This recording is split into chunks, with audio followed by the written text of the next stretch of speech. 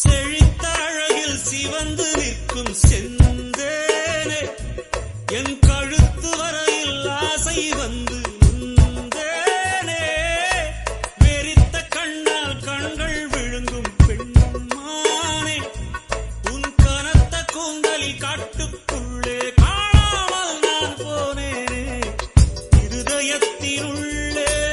ஓலை ஒன்று கோதிக்க எந்த மூடி போட்டு நான் என்னை மறைக்க தொடட்டுமா தொல்லை நீக்க தங்கத்தாமரை மகளே வாழுக